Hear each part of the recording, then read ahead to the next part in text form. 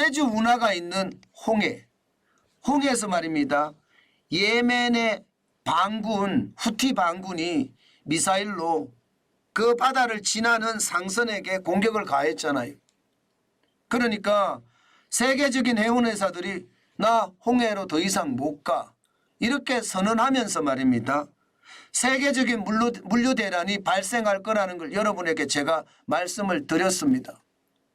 그런데 이제 일주일이 채 안 지났는데요. 실제로 물류 대란으로 번졌습니다. 어느 정도로 번졌느냐. 3개월 새에 상하이 컨테이너 운임지수 상승률을 보면 41.5%예요. 굉장히 많이 올라갔죠. 와, 이건 충격입니다. 여러분, 물류비가 41.5%가 올라가면 기업들이 감당하기가 쉽지 않습니다. 물류비가 올라가는 것만큼 충격이 된다는 뜻이에요. 그런데 41.5%가 올라갔으니 충격적이죠. 게다가 말입니다. 제가 3개월세라고 달았잖아요. 3개월세는 이전 3개월 이전에는 어땠는지 봤던 겁니다. 그러나 최근 들어서 이게 상하이 컨테이너 운임지수가 폭등하고 있습니다. 지금 보시는 것처럼 말입니다. 9월 29일에 상하이 운임지수가 886.85를 기록을 했습니다. 그러다가 12월 15일 홍해에서 터질 때예요. 1093.52까지 올라가더니요. 12월 22일에는 1254.99까지 올라갔습니다. 그러니까 후티 반군이 지나가는 상선에 미사일을 펑펑펑 쏘면서 이게 많은 상선들이 이제 저리 못 가겠다. 이게 수에즈 운하를 통해서 유럽을 가려고 했는데 못 가겠다. 결국은 케이프타운 희망봉을 돌아서 갈 수밖에 없다. 그러면 물류비가 당연히 많이 들 수밖에 없겠죠. 실제 수에즈 운하 경로로 가면요. 15,360km 죄송합니다. 15,600km라고 합니다. 싱가포르에서. 그런데 돌아가면요. 21,700km. 적어도 말입니다. 5,000km 이상의 차이가 납니다. 그러면 그만큼 비용이 많이 들어가겠죠. 그 비용이 말입니다. 바로 여기에 다 올라갔다 이렇게 생각하시면 돼요. 물론 아직까지 2022년 1월 7일에 5,109.60은 아닙니다. 그 정도 수준은 아니지만 지금 문제는 1254.99라는 이 숫자는요. 결국 말입니다. 2009년부터 시작을 해서 쭉 내리보면 말입니다. 2020년 코로나19가 터지기 전까지 하고 비교해 보더라도 굉장히 높은 숫자입니다. 2016년에 652.59였거든요. 2019년에도 810.92였습니다. 그러던 것이 코로나가 터지면서 이게 상하이 컨테이너 운임지수가 올라갔었거든요. 그때가 1022.7입니다.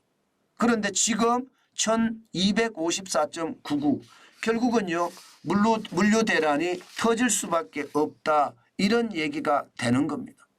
게다가 말입니다. 가격은 지금 41.5%가 늘어난 게 아니에요. 그거보다 훨씬 더 많이 늘어났습니다. 실질적으로 중국서 영국까지 가는 40피트 컨테이너 운임이요. 2,400달러 하던 것이 $10,000로 올라갔습니다. 4배 올랐죠. 4배. 그렇죠. 인도서 미국 동부로 가는 40피트 컨테이너 운임이요. 2,000달러였거든요. 2,000달러. 요 200으로 되어 있는데 2,000달러입니다. 2,000달러인데 7,000달러까지 됐습니다.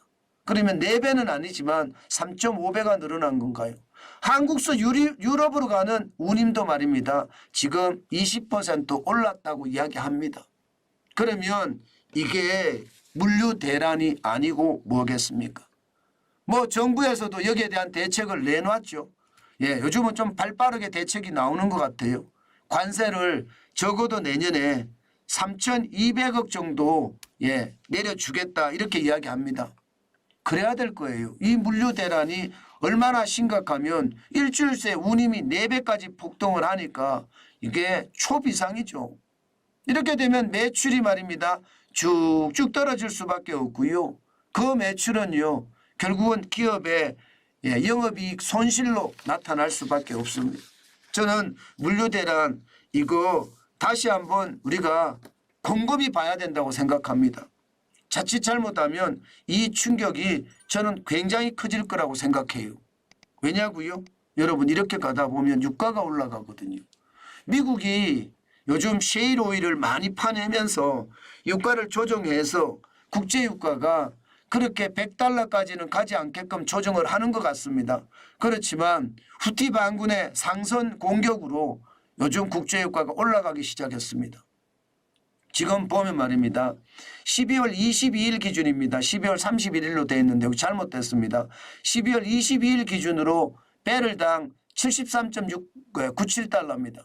그전까지만 하더라도 68.61달러까지 떨어졌던 이 국제유가 서부 텍사스산 중진유 WTI가 73.97달러까지 올라갔으니 이게 잘못하면요.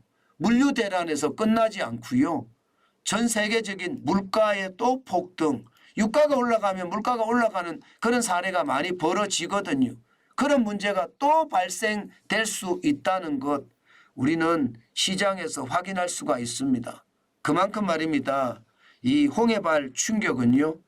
자칫 잘못하면 우리 시장 전체에 영향을 미칠 거다. 저는 그렇게 봅니다. 제가 여러분들에게 늘 단서만 나오면 그 단서를 가지고 누구보다 일찍 말씀을 드리잖아요. 그런데 그 단서들이 틀리지를 않더라고요. 다행히 말입니다.